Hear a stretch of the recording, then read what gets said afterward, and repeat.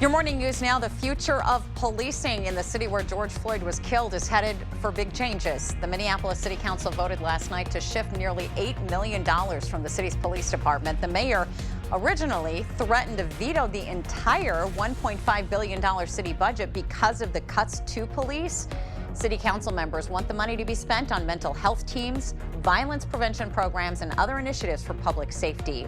A federal judge ruled late last night to dismiss a lawsuit brought by La Crosse County Republican Party Chair Bill Feehan. The lawsuit asked state officials to overturn their election results in the state and declare President Donald Trump the winner of Wisconsin. Chief United States District Judge Pamela Pepper wrote in her decision, quote, "Does a federal court have the jurisdiction and authority to grant relief this lawsuit seeks? The answer is no," end quote. Federal prosecutors in Delaware are looking into Hunter Biden's taxes. The Justice Department's investigation centers on potential tax fraud crimes and examines some business dealings connected to China, among other financial transactions. The investigation started at least a year before Joe Biden announced his candidacy, but due to guidelines that prohibit overt investigative acts surrounding elections, the investigation was temporarily paused. 48 state and district attorneys general have joined the federal government in an antitrust lawsuit against Facebook. They're accusing the company of being a monopoly that needs to be broken up. Facebook says it's being targeted because of its success. Skies are mostly clear over downtown La Crosse, and get ready for another unseasonably mild December day. We're talking upper 40s for highs across the north, including about 49 in Eau Claire, 48 in Fairchild. We'll be around 51 here in La Crosse, 52 in Tomah and Sparta, and then lower to middle 50s for highs across the south. Colorado's first allocation should be 46,800 doses. New York expects the initial allocation of 170,000 doses. The first doses of a coronavirus vaccine could be shipped to the U.S. this weekend. An FDA advisory panel will vote today on whether to recommend emergency use authorization for Pfizer's vaccine. The committee will likely look at the United Kingdom, where the same vaccine rolled out earlier this week.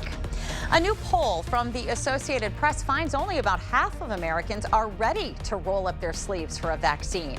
About a quarter of adults aren't sure if they want to get vaccinated, and another quarter say they won't. Many on the fence have safety concerns and want to watch how the initial rollout goes. Increasing crowds and a fatal stabbing in the Wisconsin border city of Hudson has led to new restrictions for bars and restaurants there. Many Minnesota residents are reportedly coming into Wisconsin due to fewer restrictions on restaurants and bars.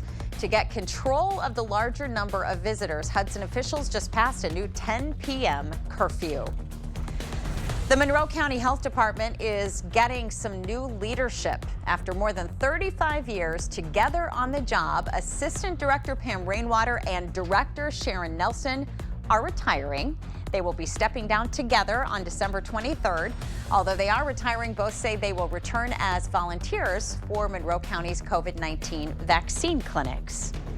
The Diocese of La Crosse will be hosting pandemic-friendly Christmas masses at its parishes.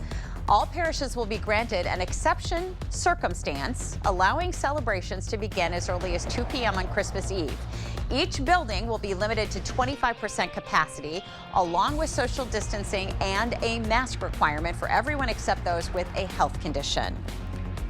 Well, I continue to track a storm which is now over land. It's over southern Arizona, moving into New Mexico. And so it's still about 36 hours out. So that storm track could still shift a little bit north or south. But most of the models have been fairly consistent over the past 24 to 48 hours of tracking this thing by just to the south of Chicago. So that would keep the heavier snow band to our south in between those blue lines. Tomorrow night and Saturday, that area could see 4 to 8 inches plus of snowfall.